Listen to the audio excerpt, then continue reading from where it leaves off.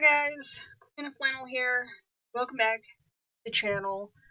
So, I know that it has been a hot freaking minute since I have recorded or really uploaded anything other than shorts of my cats.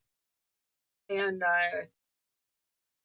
I have tried to film this video multiple times in multiple formats, and every time I started, I would get distracted or it took forever to get it the way that I wanted. I thought that maybe it'd be better to do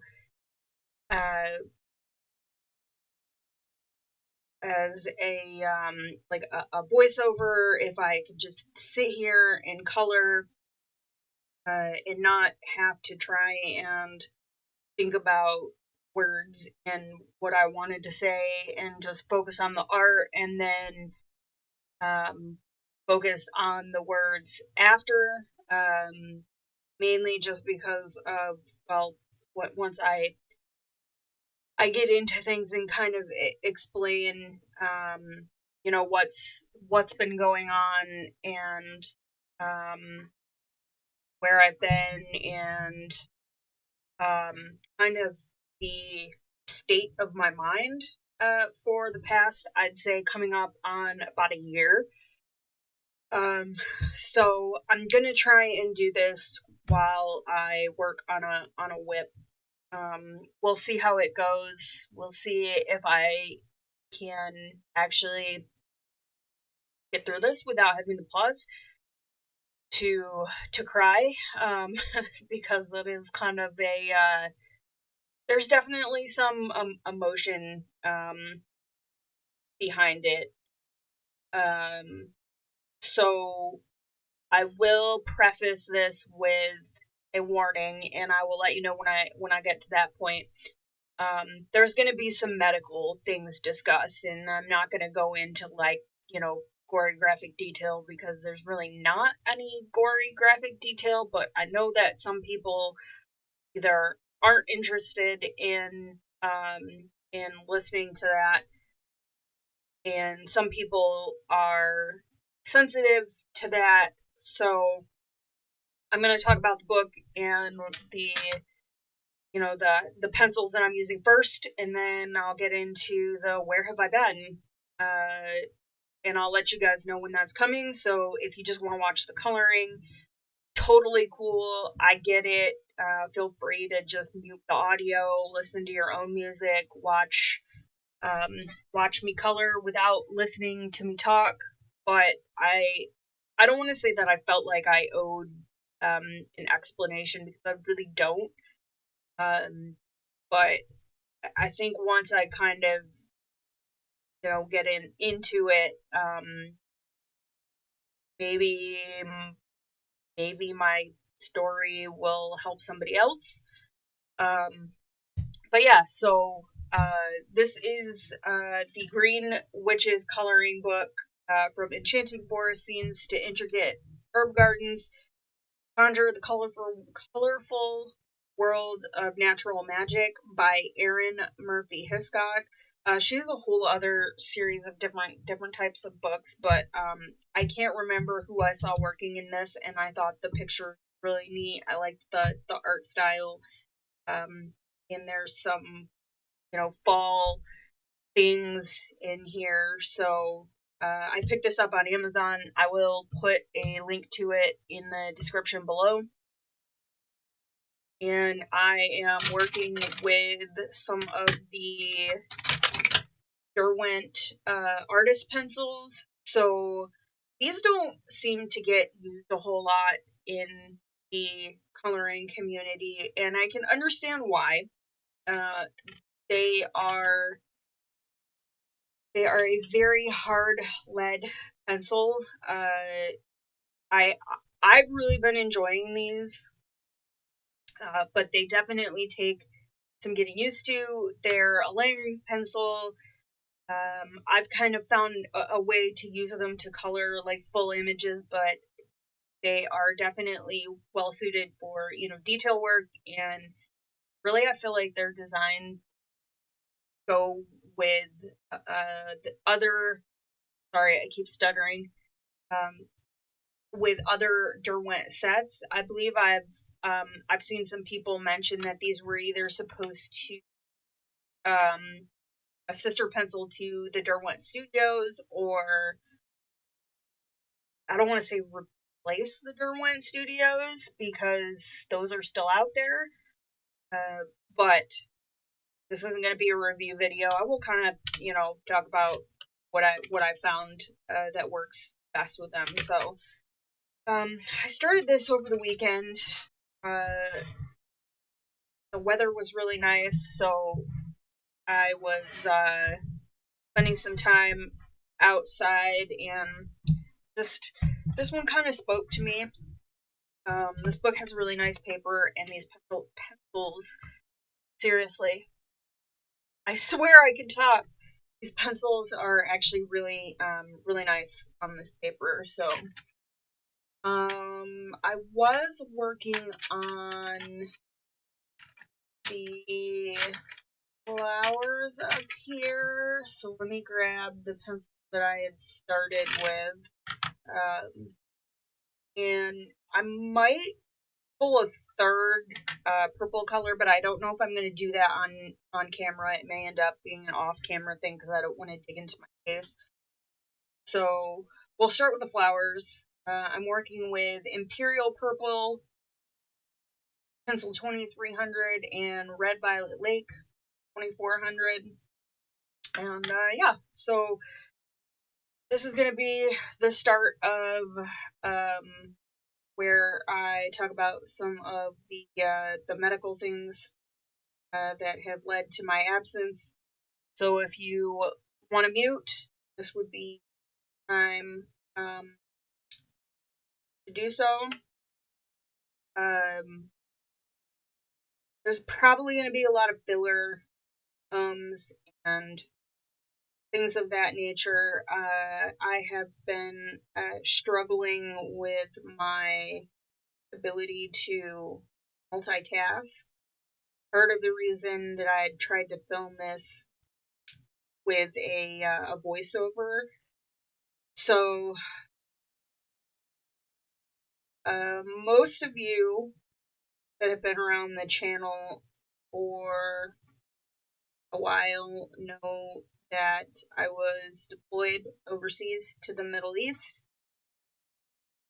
The mid to end of 2022 to January of 2023, I came back. It had been something that was in the works for a while, and for obvious reasons.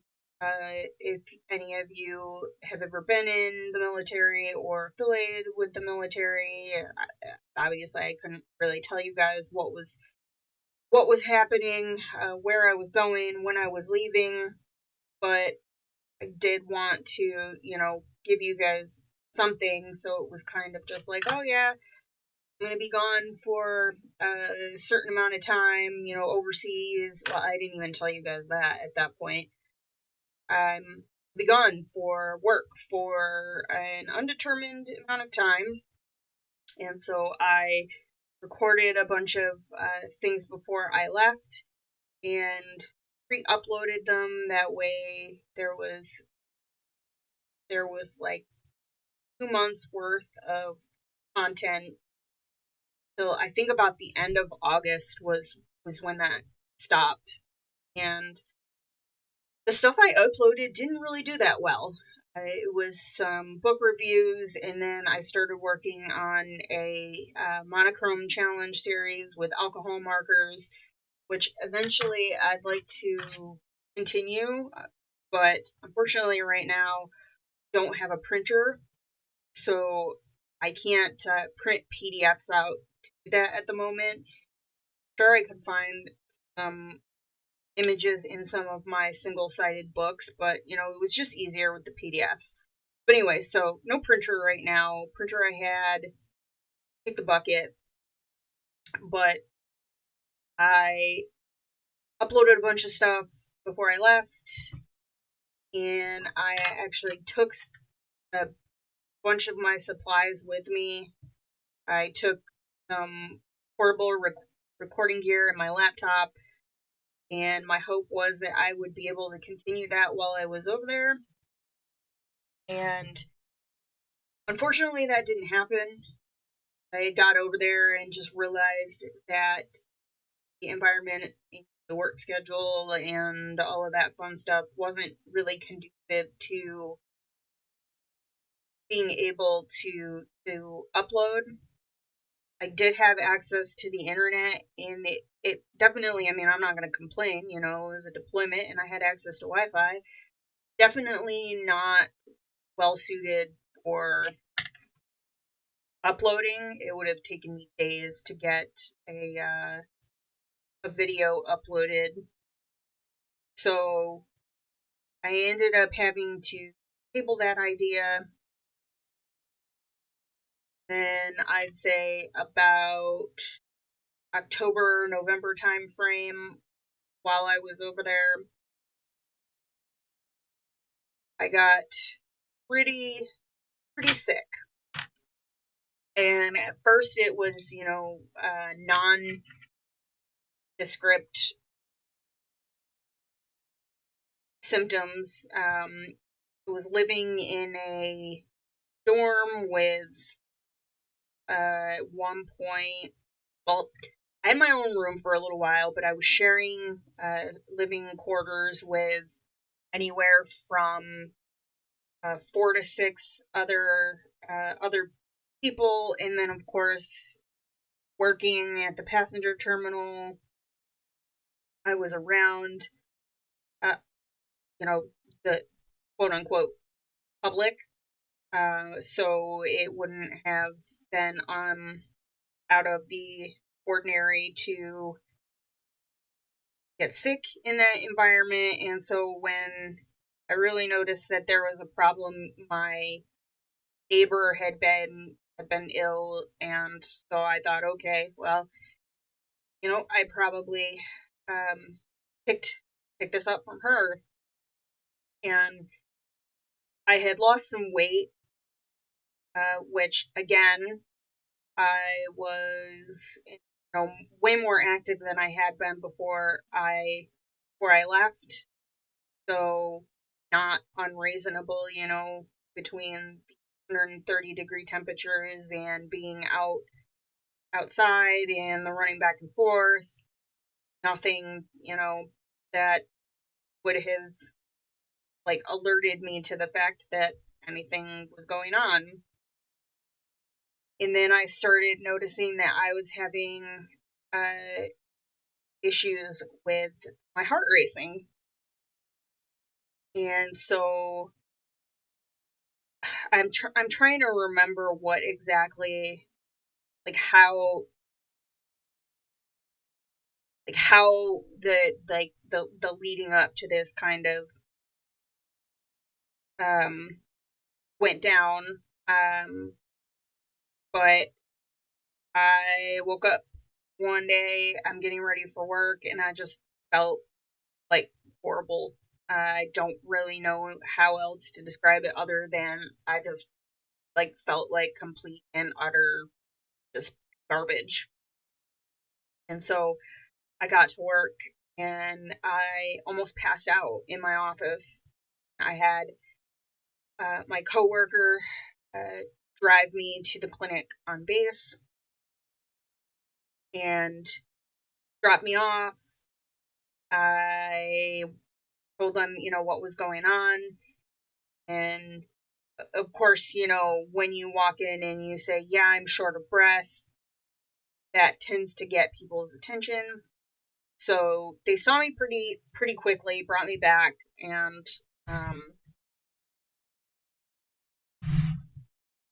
I wish I hadn't used this green. Just gonna blend in with this. So shifting gears, I think I'm going to probably shade this in here with like a darker color, just to break up all of the green. But anyways, so they brought me back. I ended up having an EKG. My heart rate was resting. They had me do this in a couple different positions, but just laying there, my resting heart rate was in the 140, 150s, and then if they had me move around, it would jump up to like 160, 170. And I was also, I was running a fever, even though I didn't feel like feverish. So they, of course, were like, oh, there's a lot of viral crap going around. So that's probably part of it. I had lab work done, and of course, they asked if I had any history of thyroid issues, and no, uh, no family history of anything like that. So they included a TSH test in my labs, which, quick anatomy lesson, thyroid stimulating hormone is actually not produced by your thyroid. That is produced in the pituitary gland in your brain. And if your thyroid is not producing enough thyroid stimulating hormone, your body is not responding to it. Hold on, I gotta stop for a minute. So, hypothyroid is when your body is not producing enough thyroid hormones. So, your pituitary gland will produce more thyroid stimulating hormone to try and kickstart your thyroid into producing what your body needs. So, when you're hypothyroid, typically your TSH levels are going to be higher than normal. When you're hyperthyroid, it means that your body is overproducing thyroid hormones. So your thyroid stimulating hormone levels, your TSH, is going to be either low or non-existent because your brain doesn't need to tell your thyroid to produce those hormones. And so typically when that happens, I mean, there could be multiple causes for it, anything from goiters to nodules to virus to viral infections to autoimmune disorders to cancer. Did I already say cancer? If I already said cancer, I'm sorry. But anyway, so they ran my TSH. That's typically what the first thing they run is before they start actually testing for individual thyroid hormones and yada yada. But because they couldn't actually run the testing at the base I was at, they had to send it to Ramstein Air Base, Germany, for them to run it. So it took about 2 weeks for it to come back, and in the meantime, I found out that I was low on iron, which I've had happen before. It happened when I was pregnant with my son, and so they put me on iron supplements, and I was like, okay, that makes sense because sometimes when your iron is low, a lot of times, especially if it's super low, that can affect your heart rate and your breathing. And usually, as in the past, when that's happened, they've started me on iron supplements. It usually resolves itself fairly quickly, and this time it did not. So this was November-ish, I think. I was about halfway done with with my tour at this point. And so by the time they had called me back 2 weeks later and said, yeah, you should come in and have your labs redrawn, your TSH was non-detectable. I was like clinically ill at this point. I wasn't really sleeping. I was still having the SVT, the tachycardia. Was just, like I said, I just felt horrible. So I went back in and, because let's see, hold on, backtracking. So when they called and told me that I needed to come in and have my labs redrawn, I think it was a Friday, and I was like, oh, well, you know what, I'll go back in like a day or two. And in a day or two, I woke up and my eyes were crossed. Like my vision was double, and that obviously freaked me out.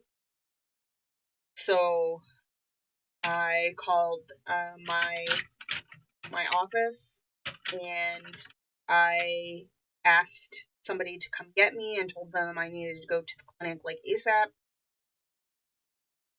So they dropped me off, and I, they examined me, and they were trying not to freak me out, which I get, but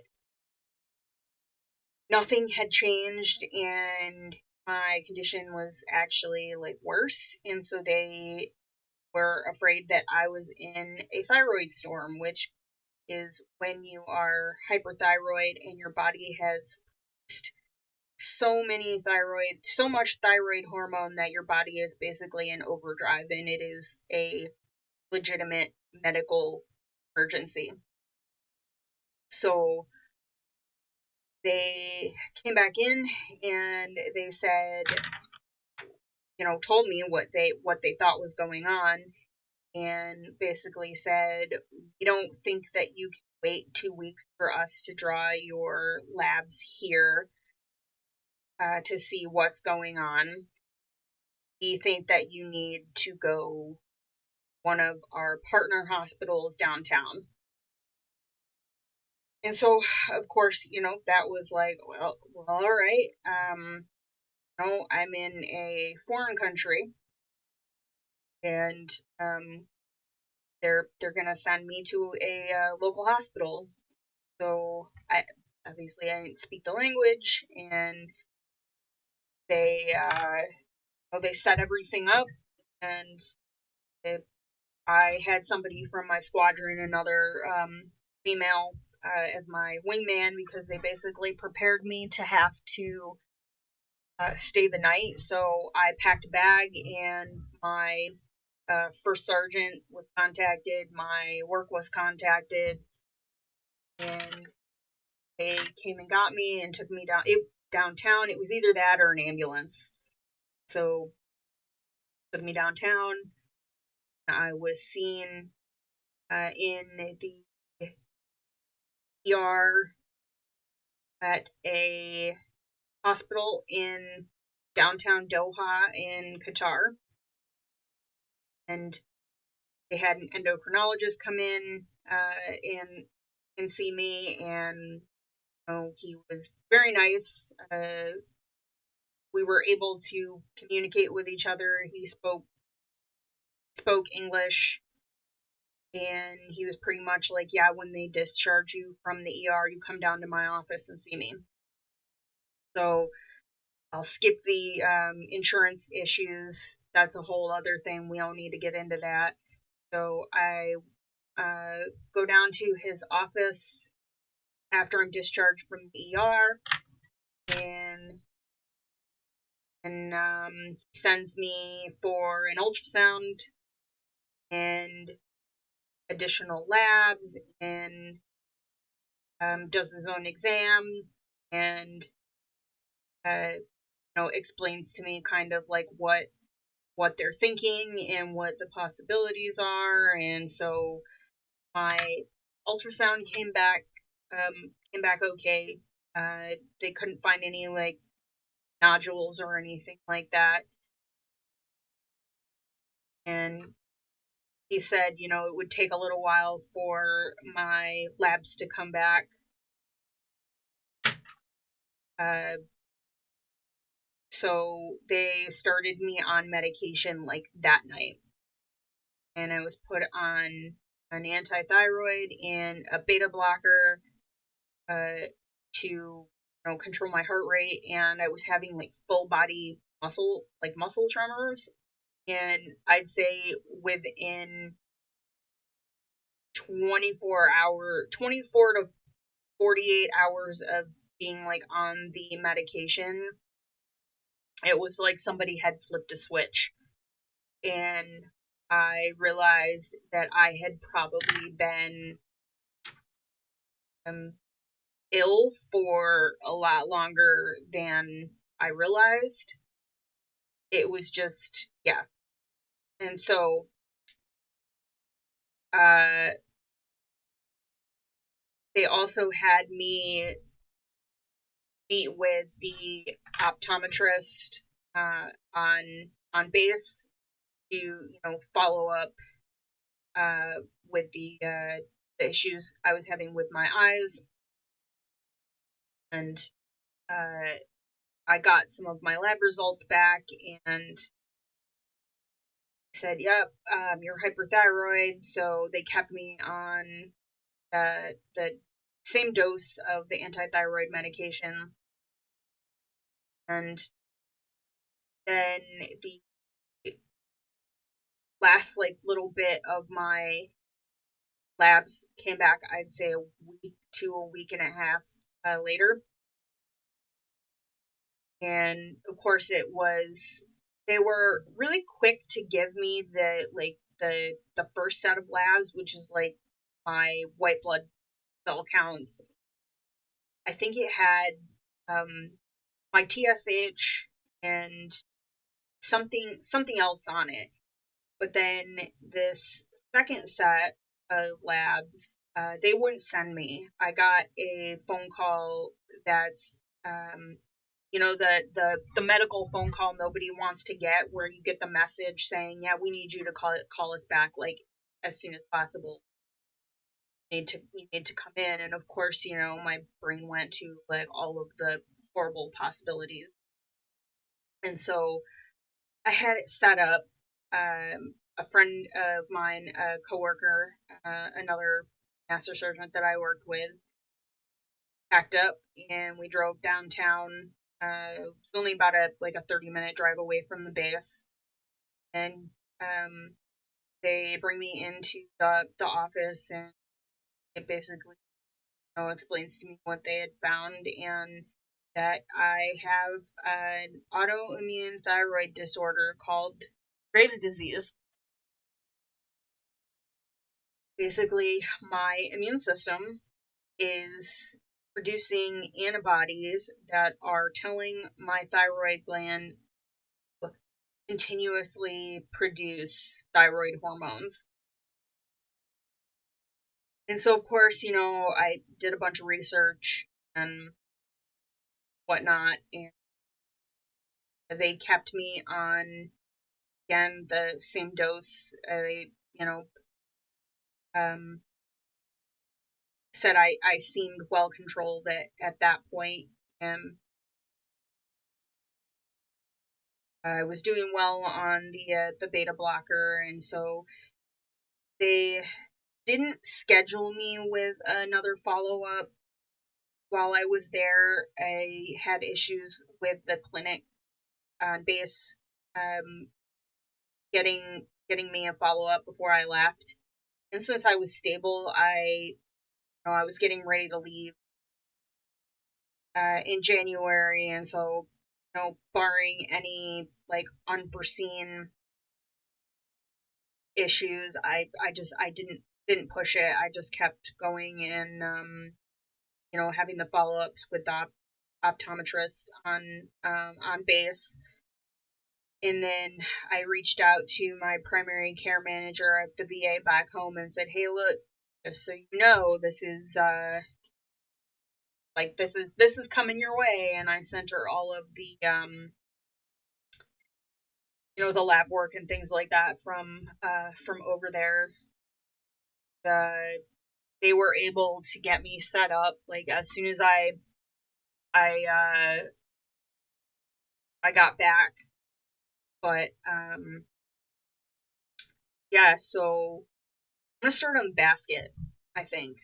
Let me see where we're at. How long? So we're at about 30 minutes. So I think I can keep going here. And um so I got back in January, and I got in with my primary care manager, and there was some concern about how long it would take to get me in with an endocrinologist. So my VA clinic doesn't have an endocrinologist on staff. So it was either I wait for a community care request to go through, or I try and get in with somebody at the VA hospital about an hour away. And so I didn't want to have to drive or try and find a way to the VA hospital. You know, at that point it was monthly. It just wasn't conducive to what I was planning to try and do. And honestly, since COVID, the virtual medical stuff has been like, I guess, a big thing for a lot of people. And so they set me up with a virtual appointment, and my provider can put in my lab work I've done here at the local clinic.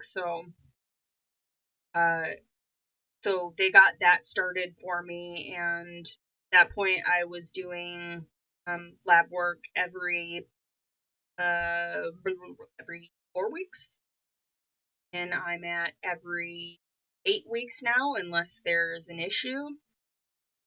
And there's been a few.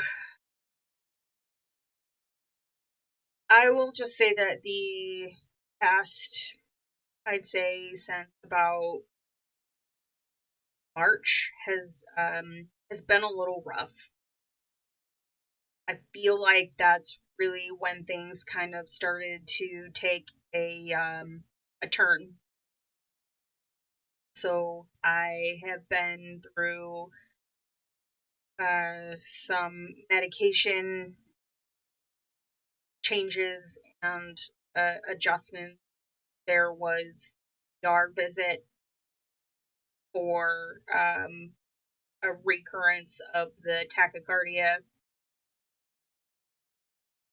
And the endocrinologist is usually pretty good when I reach out via the secure messaging of getting back to me pretty pretty quickly, and then they'll put labs in, and I can just go over to the clinic if I feel like something is going on. So I had a flare up in March. I have had consistent issues with my eyes, and I have been trying to work with the VA on that. Basically, whether or not it's a symptom of my Graves' disease, or I also have thyroid eye disease.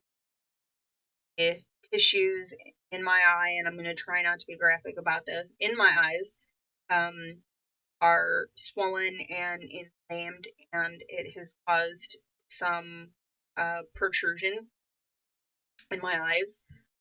So I look like I am permanently startled.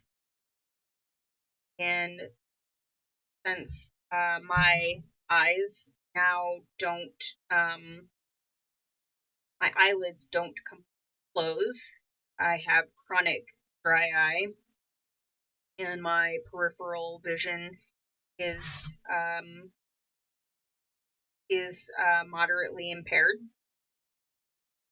So I had an appointment with the VA optometrist, and they didn't really know a whole lot about thyroid eye disease. And I asked for a referral to the ophthalmologist, and she told me that she thought my eyes were stable, and if I felt like I needed to, I could always schedule another appointment and come back. And it took me like a month and a half just to get that appointment. So, you know, kept on keeping on. And June, when I had my next appointment with my endocrinologist, I brought it up again. And that, I'm trying to remember, it all runs together. Either way, I had an appointment with my endo in the spring, and I brought it up again. They tried to put a referral into the VA ophthalmologist, and I got a call from the clinic saying, well, the only person who referred to the ophthalmologist is optometrist. And so they're like, well, you can come in and see her again. So I go in to see her, and again, she's kind of clueless, and didn't understand why I was there. And basically, I left with her saying, like, she wasn't going to give me a referral. She didn't think I needed one. And so I got back with my endocrinologist, and they were not very happy because the eye issues, depending on what specifically it is causing it, kind of inform my future treatment plans for my thyroid. So typically, do medication, and if you don't respond well to medication, or you start having issues with the medication, then next option is radioactive iodine therapy, and basically they ablate your thyroid. You take a pill of radioactivity, and the goal is to just, kill your thyroid. And of course, once that happens, you're on synthetic thyroid hormones for the rest of your life, keep you from going fully hypothyroid. But one of the things with radioactive iodine therapy is if you have thyroid eye disease or eye involvement, it can actually make it worse. So that could potentially and more than likely leave my only other treatment option is to have my thyroid removed. So the endocrinologist was not very happy that I didn't get a referral, and so then there was discussions about, oh, well, we've got somebody out here in Buffalo. And then it was like, don't want to go all the way out there repeatedly, and I'd be out there by myself, and how am I going to get back? I know the VA has transport options, but I would prefer to closer to home. So they put in a community care request to have me go see somebody local. It took 3 weeks for me to get a call about that. And then come to find out, my appointment isn't until December. That's the earliest that the partnered ophthalmological neurologist can get me in. So now I just need to essentially gut it out until December. And I had another appointment with my primary care manager, and she was going to try and see if there was any way that they could get me on like a cancellation list or something, uh, to get me in earlier. And I haven't heard anything back, so I guess I'll have to ask my endocrinologist at my next appointment. But in between there, over the summer, I started having just super, super like intense like brain fog and fatigue, and it was awful. My kid wanted to take a couple friends and go to a local theme park, and I hit a point where I was having panic attacks while I was driving, and I'm like, I can't take a group of kids an hour away and be responsible for other people's kids, and of course, my own, when like I don't want to say that I didn't trust myself to drive, but yeah, I was really, struggling with the fatigue, and the thought of spending the day at a theme park was just, like, it was daunting. It impacted, my anxiety, which also a symptom of, hyperthyroidism, increased anxiety. I'm I was and I still struggle with getting day-to-day tasks done around the house.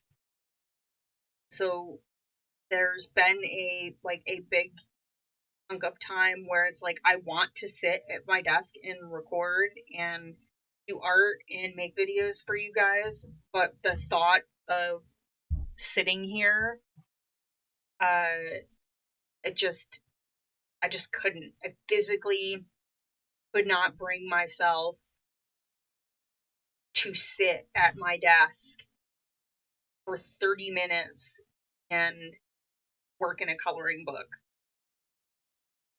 Like, I'd get up and I would try and find something around the house to do to make myself feel like I'm contributing to my family, and then I would need a nap.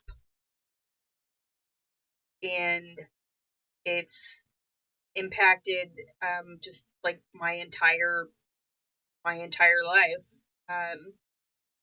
Especially over the past few months. I am still in the reserves. I am about a year out from retirement. That's probably a good thing because they currently have me on a profile. I am mobility restricted, so if another deployment came up, I'm not qualified to go. And they started talking about whether or not to keep me if I was going to potentially bedboarded. And I think because I'm so close to retirement that they're just kind of gonna let me ride my time out. Otherwise, I'd potentially be looking at being discharged. The only good thing about that aspect of it would be because I am past 16 years of service. If they decided to do that, I would be credited with my full 20 years of service. So I would still get my pension when I turn 60, and it wouldn't be like a complete, you know, it wouldn't be a complete loss. But still, there's that, like, I want to finish my 20 years, and I want to finish it on my own terms. And so, so far, they have just, keep telling them, that, sorry, might have to go get some water here, take a pause, that, I plan to retire, and, um,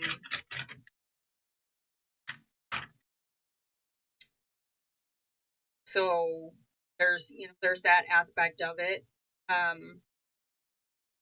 I struggle to concentrate, and focus on multiple things at once. Like, honestly, this has been really difficult to sit here and color and talk through all of this. Like, I feel like my brain is like all over the place. So if this video ends up being like really disjointed sounding, I apologize, but it is what it is. And then of course right now, I just had an urgent care visit not too long ago, and I had a medication change. They upped me 40 milligrams of my thyroid, and has actually sent me hypothyroid. So um, I've flip flopped. And whereas I was extremely like sensitive to overheating when I was hyperthyroid, well, now I've gone the other way and I feel like I'm always cold. So that's fun. And it has also thrown me into perimenopause, I'm fairly certain. So there's that aspect of it. I basically spend the majority of my days not feeling like I'm in control of any of my body. I'm prone to migraines. My eyes hurt, and I have no idea what's coming, what's coming next. What's the next thing that's going to be thrown at me? So, and I'm sure there's a lot of things that I left out about this whole situation. Sure, if I do more whip and chats, I can talk about it a little bit more. But then the other thing is that I need to find a job. I need to find work outside of the house. So I've been primarily a stay-at-home parent since I left active duty, and my son is old enough now; he doesn't need a full-time parent here during the day, and I need to find something else to do. But the prospect of trying to do that with this medical stuff, like, just makes the anxiety worse, because then it's like if I get hired and I've got all this stuff going on, I don't want to put that on a new employer, like, oh yeah, thanks for hiring me, but I'm about to be out for however long for surgery, or oh my god, I'm so sick today that like I don't want to do that to somebody. So it's been that's been a bit of a stress, um and I did go on a job interview, and I'm trying to look at it as a learning experience, since I haven't been on an interview for a job since I was like 16. I had one job before I went into the military, and I held it until till I left. And I thought the interview went really well. It was actually for a position where my um, my husband works, and I got the the rejection email, which fine, whatever, I didn't get the job. Need to find out like a week or so later that despite being told that they had hired somebody for the position, they didn't actually hire somebody for the position. So that honestly felt kind of crappy. I know my husband isn't very happy about it. It just, kind of left not a very good taste in my mouth for like my first attempt at trying to get back into something. So I've been looking at other options, and hopefully, I'll find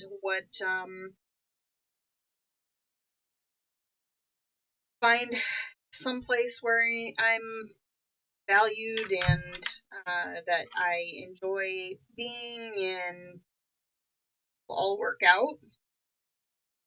But that's pretty much been the biggest reason why I haven't come back. So I guess that brings me to, am I back? Uh, what's my plan for the channel? Do am I going to keep making videos? How is this gonna work? And I guess the big thing right now is can't give a I can't give a definite answer. I would love to keep making videos, but I can't commit to any kind of a schedule. I can't tell you, oh yeah, it's gonna be every Tuesday, every Friday. I definitely don't think I could commit to more than one a week. Before I was trying to do at least like two or three. Because I have moments where I'm like, yeah, I'm gonna sit down and do this today. Then it comes down to it, and I have to reprioritize my spoon distribution. I can't. I don't want to say I can't and don't want to treat this like a job. I tried to do that before, even though the channel is not monetized. I'm not eligible for monetization. I don't know if that will ever be a thing, like anytime soon, especially if I can't fit to regular uploads. And that's okay. I I think I probably put some pressure on myself prior, trying to make this some sort of a career, to make myself feel like I was contributing. Like, I would love if it could be a career and I could make enough doing this at some point to like make this my job, but that's not a reality. And um my financial situation when I retire is obviously going to change. And we have some goals and things that like to be that kind of necessitate me finding something sustainable. So that's the long and short answer, is that I don't know.